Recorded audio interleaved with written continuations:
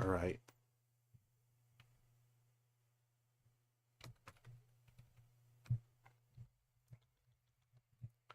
Everybody, please have a seat if you're not already seated, and we will get started.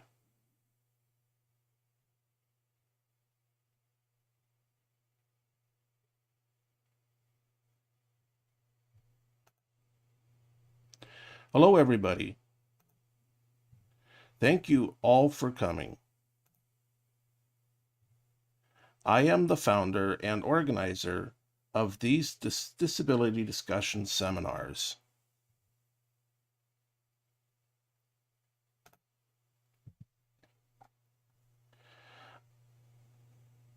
My background is in education, political science, and communication.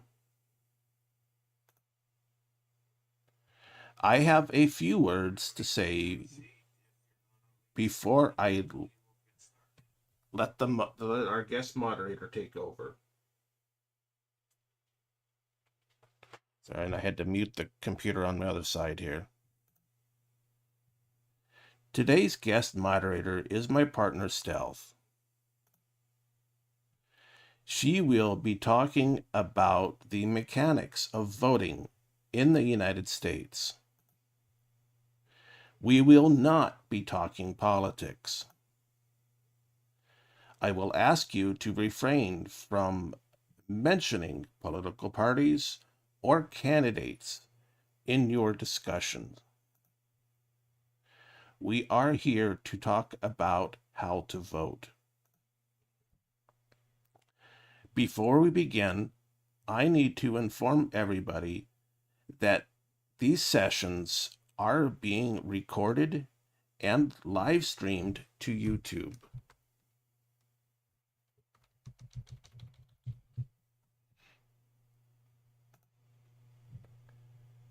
Please keep all your language and your appearance suitable and appropriate for general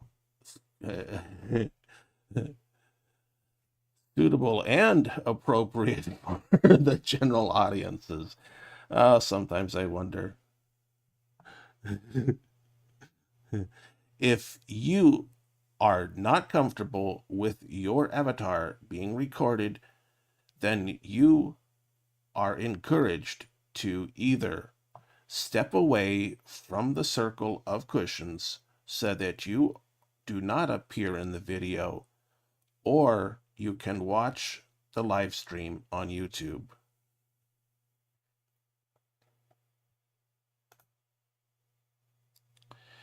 Here is the link.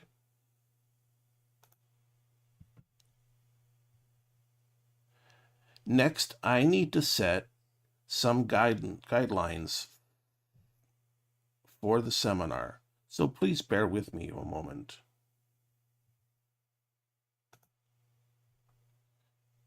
First, remember that these discussions are about disabilities and issues surrounding them. These topics can be triggering for some. Please remember that this is intended to be a safe space for discussion, and no one intends to cause you stress. If you are triggered, and please step away from the discussion and give yourself a moment to regain your balance. Feel free to ask questions and make comments at any time unless you are asked to hold them until later. During discussions, try and make only one point or ask only one question at a time. These topics that we discuss can be very complex and involve many moving parts, but we can only discuss one topic at a time. During discussions, please avoid long blocks of text.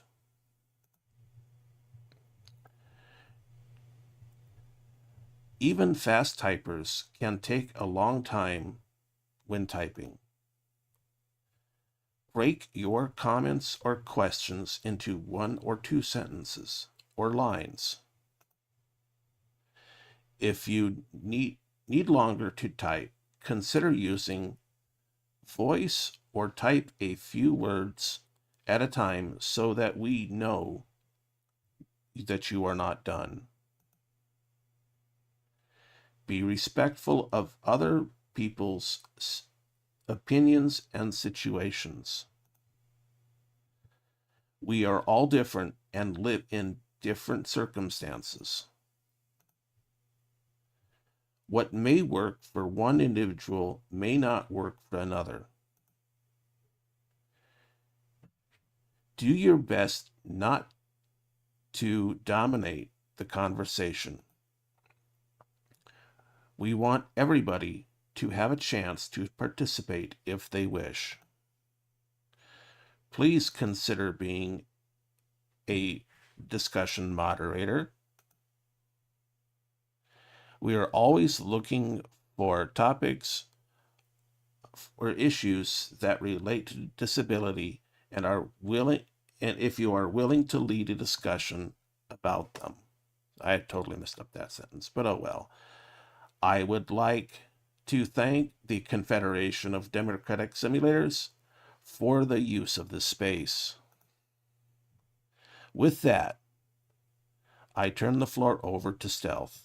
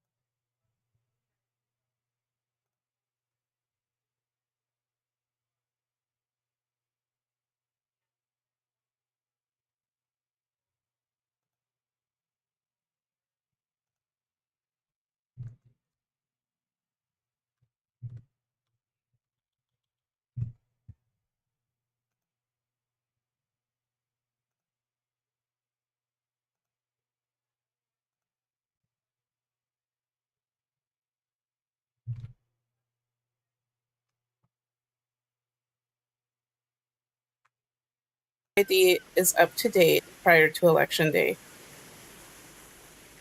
Yep. Thank you. Thank you for reposting that. I have worked as an election officer, otherwise known as a poll worker.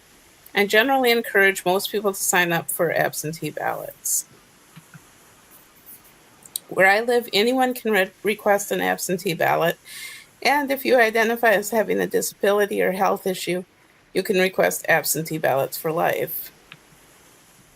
Washington, D.C., and each of the following states conduct elections entirely by mail: California, Colorado, Hawaii, Nevada, Oregon, Utah, Vermont, and Washington. In those areas, ballots are mailed to voters. In some of those states, a person can still vote in person if that is their preference. States with no excuse absentee ballot voting, meaning that you can request an absentee ballot without providing a specific reason for doing so, include Alaska, Arizona, Florida, Georgia, Idaho, Illinois, Iowa, Kansas, Maine, Maryland, Massachusetts, Michigan, Minnesota, Montana, Nebraska, New Jersey, New Mexico, New York, North Carolina, North Dakota, Ohio, Oklahoma, Pennsylvania, Rhode Island, South Dakota, Virginia, Wisconsin, and Wyoming. All other states require some sort of excuse for voting via absentee ballot. All other states and U.S. territories except for Puerto Rico accept illness or disability as an excuse to vote absentee.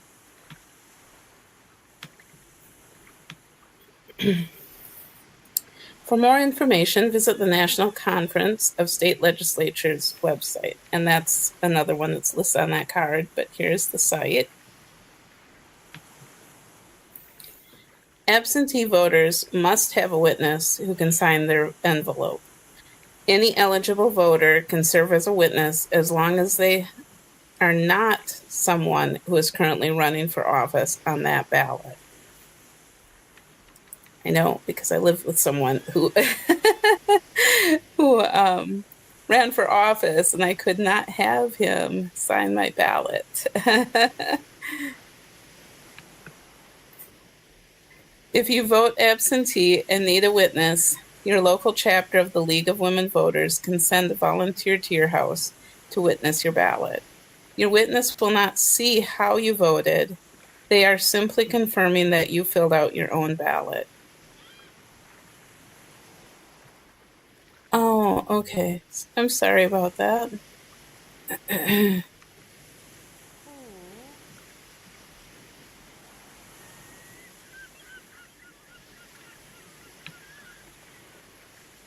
In my home state of Wisconsin, a recent court ruling will temporarily allow people with print disabilities to receive an absentee ballot via email so that they can use assistive technology to fill out their ballot. And so there's a link to the story about that technology. And I'm wondering if there's more of that sort of thing happening now, but we can hope. If you vote in person, there are certain accommodations that can help people with the disabilities addressed earlier. Ballot marking machines, such as the AutoMark, have earphones that can be worn. You can also bring your own wired earphones that will read the ballot to you and allow you to mark your choices. People with print disabilities can also designate someone to help them fill out their ballot. You will simply need to notify a poll worker that you are doing this. If you are immunocompromised, voting by absentee ballot or taking part in early voting are likely your safest options. If you are planning to vote on election day, be aware of times when the polls may be less busy. When I was a poll worker, the times when there were fewer voters was usually early morning after the polling place would first open and between 2 p.m. and 4 p.m. In Alabama, polling officials may allow people with physical disabilities or who are over the age of 70 to move to the front of the line if they request this. North Carolina and Nassau County and New York have placed legal restrictions on wearing a mask in public, which has been detrimental to immunocompromised populations. Disability rights advocates are challenging these mask bans, but people living in these areas should consider this when determining how, when, and where they will vote. If you are a person with limited mobility who plans to vote in person, you may be able to request curbside or drive-through voting. Polling places are also required to keep a wheelchair on site to assist voters with limited mobility. The ADA checklist for polling places outlines the accessibility guidelines for voting locations. Here is the link to that document, and that too is in the note card. If you are unable to drive yourself to the polls, your local Aging and Disability Resource Center can help you find a ride to the polls. Be cautious with other organizations offering rides to the polls. Some of these are scams. Remember, casting a vote is your right, and it is supposed to be available to every American free of charge. Being required to purchase an ID for the express purpose of voting is considered a poll tax and is highly illegal. If you encounter problems at your polling location where someone does not want to issue you a ballot, you have the right to ask for and receive a provisional ballot. And with that, I open things up for discussion.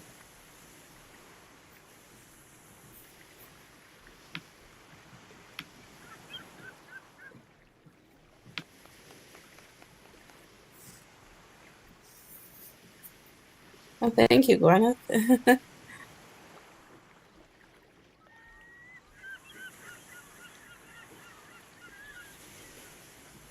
So I'm just going to mention, so I included a couple links to things that I didn't talk about here, and that has to do with overseas voting and also voting for people who are currently serving in the military, how they would go about requesting a ballot and that process. But I had included them in the note card in case there were questions about that. So something I don't have a lot of experience with myself.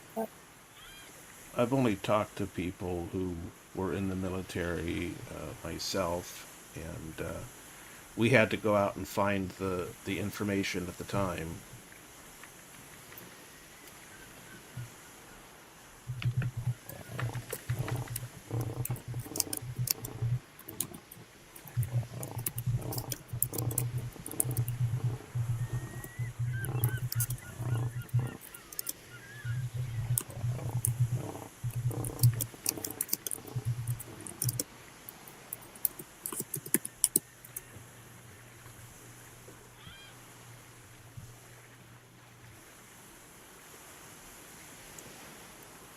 But please do feel free to discuss this. Uh, you know, uh, I know that when canvassing, I've run into situations where people have been told improper information, including the wrong day. And this is one of the reasons why we do this kind of thing.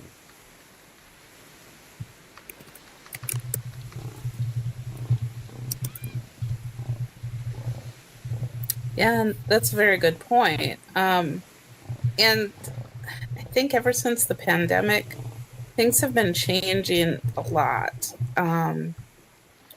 So we had the drop boxes during the pandemic, and like where I live, they did away with them, but now it sounds like they're bringing them back. So it's something that can be hard to keep on top of. Okay, I just want to get to Gentle's comment here. Gentle says, a suggestion, organizations that assist people with specific disabilities often have info on adaptive voting. For example, the National Federation of the Blind site, that is a very good point, or the National MS Society. Yes, I have found that to be true. My long-term care provider, I'm in the IRIS program in Wisconsin, and the consulting agency I go through is called MELC, Mid-State Independent Living Choices, and they've been doing a good job with voter outreach, where they even had this van that had a lot of information they would set up in different areas to help people learn about different things with getting access to voting. And Disability Rights Wisconsin in our state is doing an excellent job on that too, helping to make sure that people know the various ways they can cast a ballot, and the dates of all of our elections. And they're actually going above and beyond, doing some of what Idaco had wanted to do with his project that predates disability discussion seminars, in encouraging people with disabilities to run for office and to be community leaders and that kind of stuff.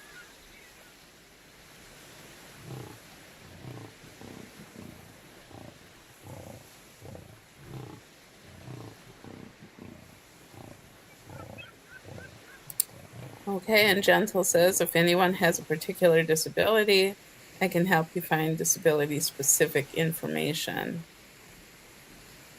And Idaco's acknowledging he's the one who ran for office.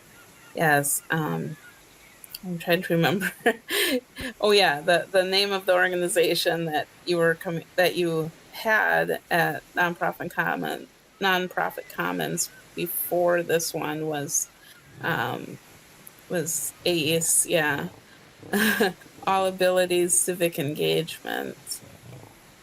So that's, and as I say, Disability Rights Wisconsin is kind of doing some of what you had hoped to accomplish with that.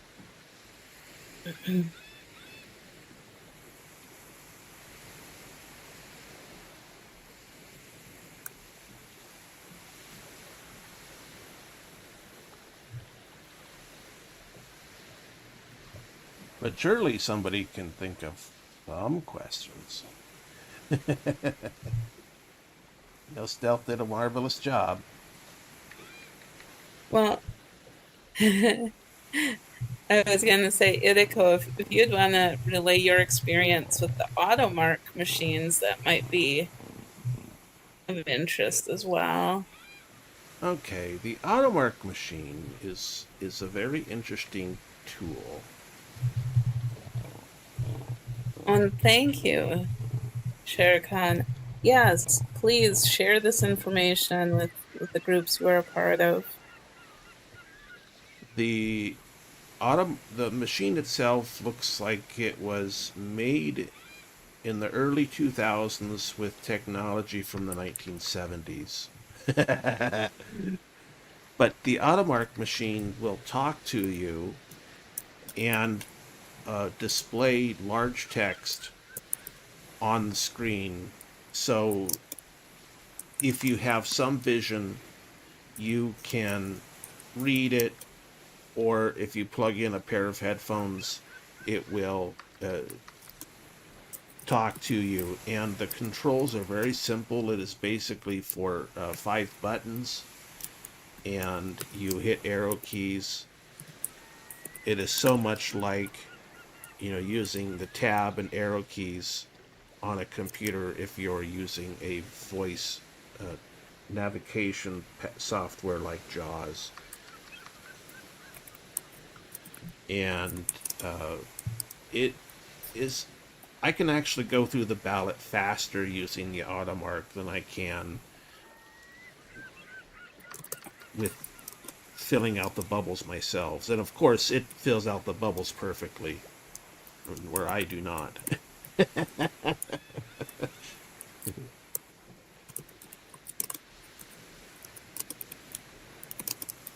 I'm just transcribing for you. Yes, I appreciate that, and not the.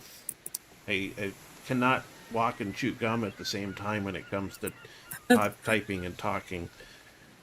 Um, if the automark machine is broken, yeah, or they do not have the proper ink for it, which has happened, unfortunately, they do not keep enough spares in enough municipalities.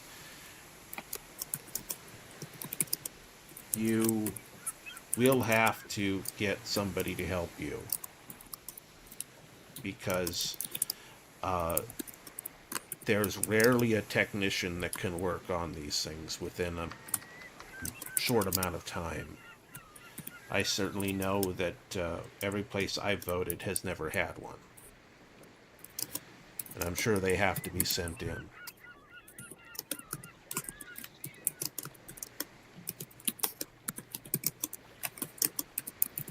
Very true. When Wisconsin first adopted the voter ID law here, it was a big enough change for election workers that, and we saw bigger lines with the first, what should I say, large turnout election, because I think we rolled it out for a very small local election and didn't see a lot of change. But when it was the first bigger election, I think that might have been a presidential primary. There were really long lines, and Idico went to use the automark, and I think they just didn't. They totally forgot to bring the right ink cartridge, and they just couldn't get to even looking at what was going on with it. They were just super busy. So things happen. Election day is usually a pretty busy day. Poll workers work long hours, and um, it's always good to have a backup plan. So,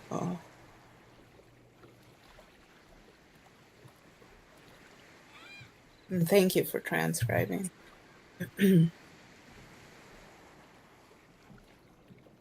Yes, and I was the person to help Idico that day. So it was good that we went together because that was actually one election where I wasn't working time because I was doing my AmeriCorps service at that time. But which back then they didn't want, for at least the Vista program, they didn't want you to have any other work outside of your service. They changed that since, but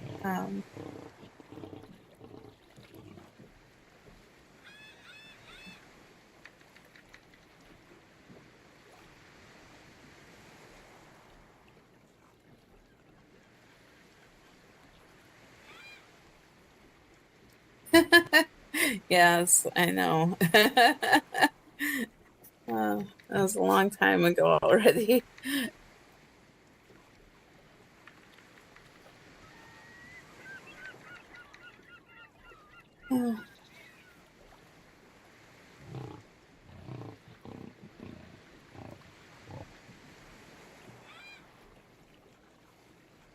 Oh, here, I'll mute my mic as it goes on.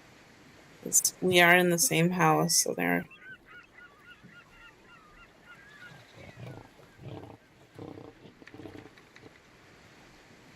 Okay.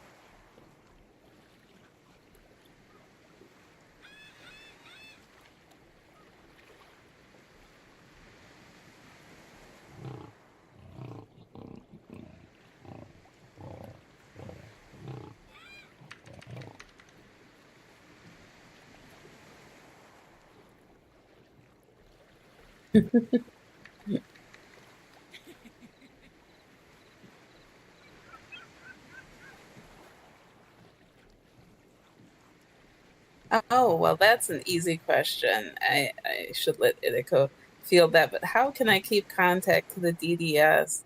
It's simple. You can just join Disability Discussion Seminar group. And then you will get informed of all of our upcoming seminars. And as we're returning to this from taking a break in the summer, instead of doing this, we had been doing these every other Thursday. We are looking at just doing one a month. It'll probably be the first Thursday of each month. And this is when we used to do them, they were at a much earlier time. I think that we're going to be a little bit more flexible with the time of these. Oh, and thank you very much. I'm glad that this was helpful for you, Shirkan. Very nice.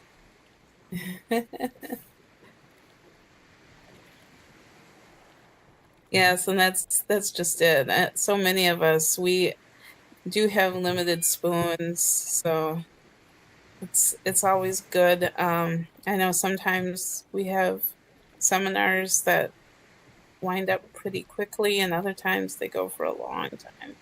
So it just depends.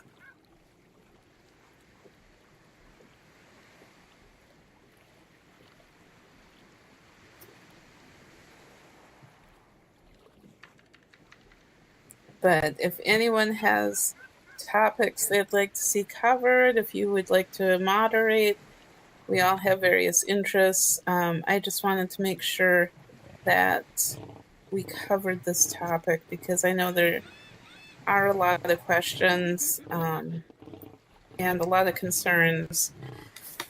And there's a lot of disability rights organizations that have really stepped up and defended our rights to vote. In Wisconsin, one thing that our legislature tried to do, where Disability Rights Wisconsin stepped in and really said, no, you cannot do that, is they were trying to make it a law that disabled people had to deliver their own ballot to the mailbox. And that doesn't work for a lot of us. And I know I usually have Idico put my ballot in the box for me. So it was something that our disability advocates fought and were successful in stopping.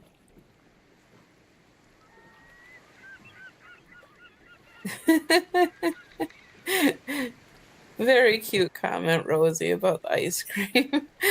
All the spoons and how much ice cream there is to go around. Yeah. We had 2 whole viewers on YouTube. Okay. All right, good. Yeah, so drive up ballot box is great. And I know that's not available in every place, but yeah. That can make it more convenient for sure.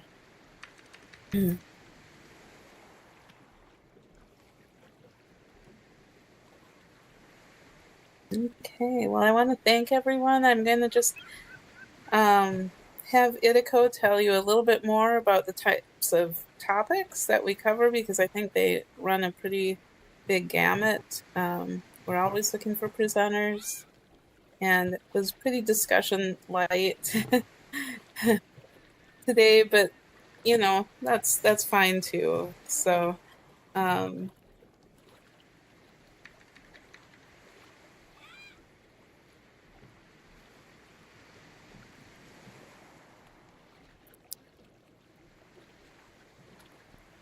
Opa vote. Okay, so all right, to make us more accessible. I'm not familiar with what OPA vote is. So if you can tell me more about that.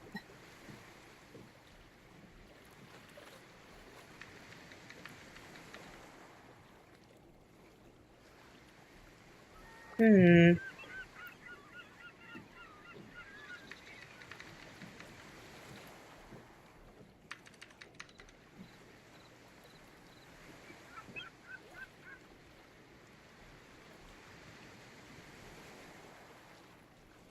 Oh, okay, I see. It's secure, low cost, and easy to use service. Well, I mean, this is the selling points of it. Sounds like it's online. Okay.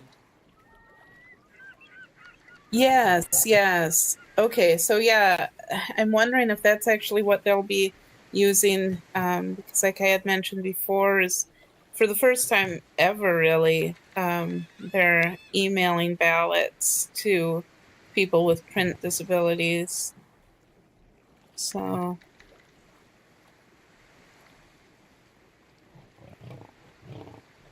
oh, okay, I get it. It's what you're using here. Okay, in the CDS.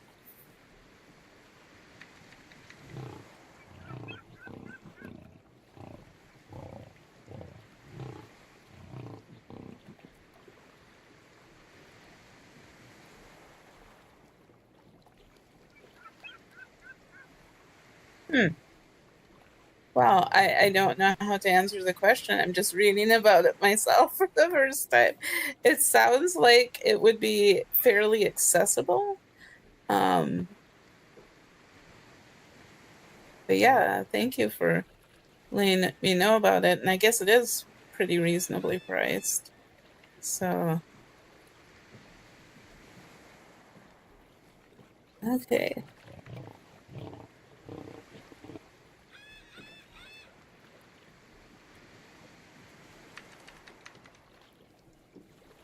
Yes, Idiko mentions online voting is very scary to some because of who you trust on the internet.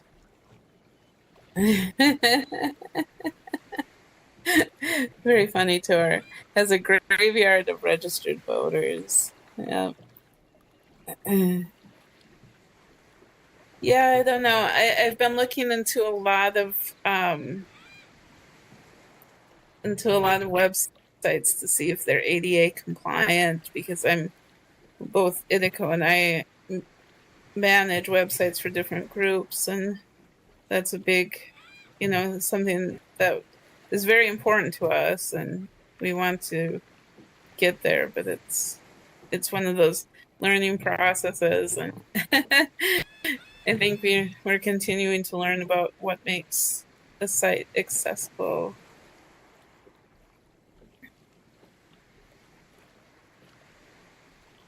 It's me typing. It's actually Idiko typing. I haven't been typing very much. So yeah, that's the weird noise though for sure is it's Idiko typing.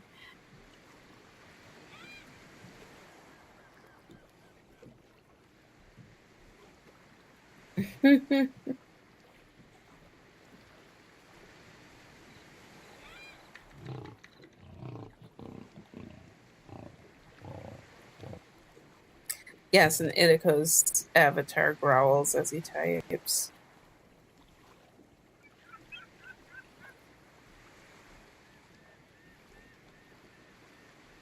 Oh, good. I've been reading people's responses mainly because I wasn't sure if any YouTube viewers would be able to read what people are saying. So that's excellent to know. This is the first time we've ever live streamed one of these seminars. So yes, and it is good to do anyway.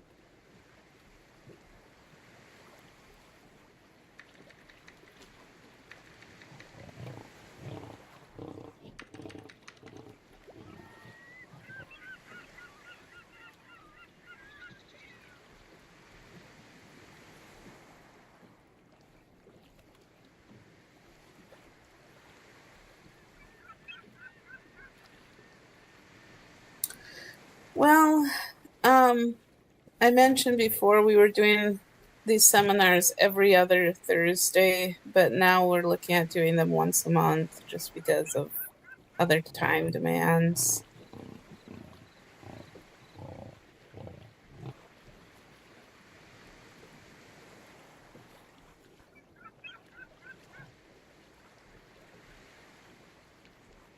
Certainly, if we get more people wanting to present on a topic, we could always offer these more often. And like I said, there can be some flexibility in the time. We used to do these. What was it at 2 o'clock SL time, and we just decided to go a little bit later for this one. We thought it might work out a little bit better.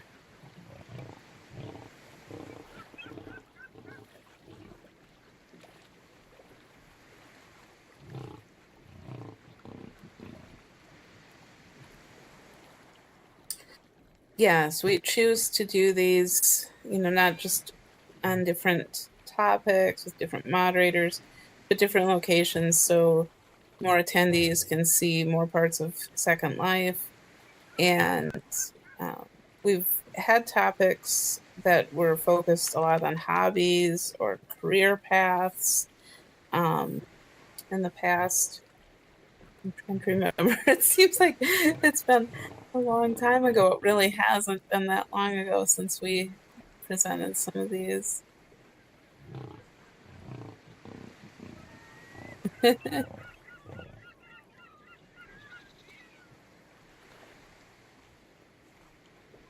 And we always choose, we try to encourage people to pick locations where a variety of different sizes and shapes of AVs can sit. That's why we're in this large building if we had any giant AVs, and why we often use the cushions so that they work for tinies as well as other size avatars. And yes, and they tell you if someone is seated on them or not. So that works for visually impaired Second Life users, or I should say clients.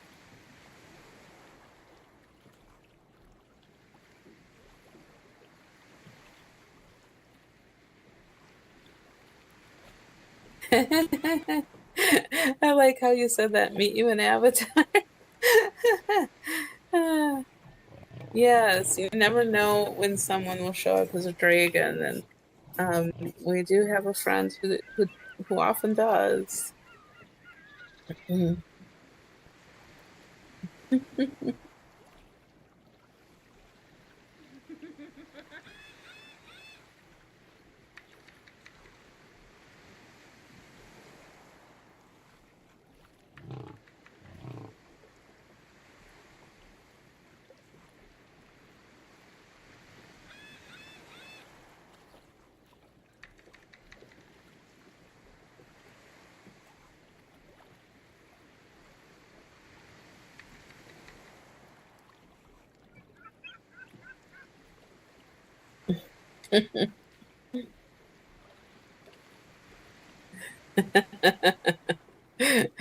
Well, I don't know if I want to mention that topic. Uh,